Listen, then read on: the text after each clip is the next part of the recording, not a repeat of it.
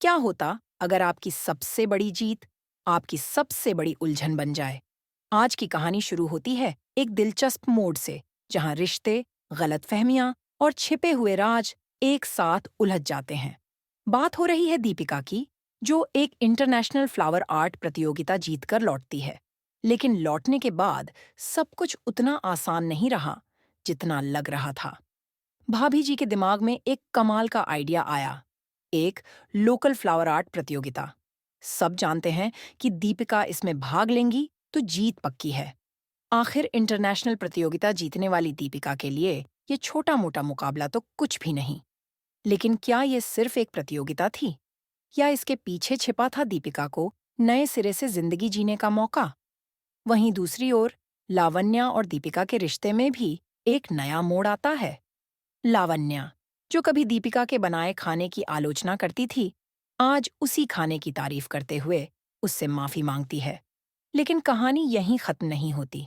जानवी, जो दीपिका की हर बात में नुक्स निकालती थी, उससे कुछ ऐसा कहती है जो सुनकर हर कोई चौंक जाता है। दीपिका को पैसे देने की कोशिश की जाती है, पर वो मना कर देती है। जानवी ताने मारती है, दीदी, आपकी हालत देखकर लग रहा है कि आप बहुत गरीबी में जी रही हैं। लेकिन दीपिका ने अपने स्वाभिमान को कभी गिरने नहीं दिया।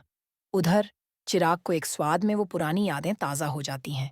घेवर का स्वाद उसे दीपिका के बनाए घेवर जैसा लगता है। वो पूछता है, ये घेवर किसने बनाया? और जो जवाब उसे मिलता है, वो कहानी का सबसे बड़ा ट्विस्ट बन जाता है।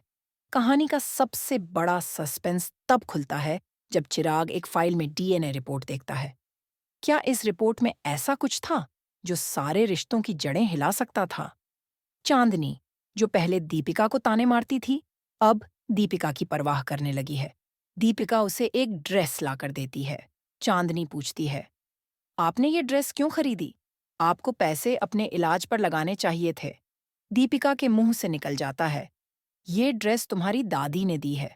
और यहीं से चांदनी सवाल करने लगती है, तो आप पापा से भी मिली होंगी? नए साल पर ओंकार सबको जोड़ने की बात करता है। हम अपनी पोतियों को माँ और बाप दोनों का प्यार देंगे। लेकिन क्या दीपिका और चिराग का रिश्ता इस परिवार को जोड़ पाएगा, या उनके बीच की दरारें और गहरी हो जाएंगी? अस्पताल में दीपिका अपनी रिपोर्ट देखती है और चौंक जाती है। रिपोर्ट में पति के नाम पर चिराग मित्तल के साइन हैं। वो नर्स से पूछती है, आपने तो कहा था कि चिराग यहाँ नहीं आए थे। तभी चिराग वहां आता है। नर्स कहती है, आप बहुत लकी हैं। उन्होंने आपको बेहोशी की हालत में उठाकर बेड तक पहुंचाया। तो दोस्तों, दीपिका की ये उलझी हुई कहानी, रिश्तों की ये जंग और दिल को छू लेने वाले मोड़ आपको कैसे लगे? हमें कमेंट में ज़रूर बताएं।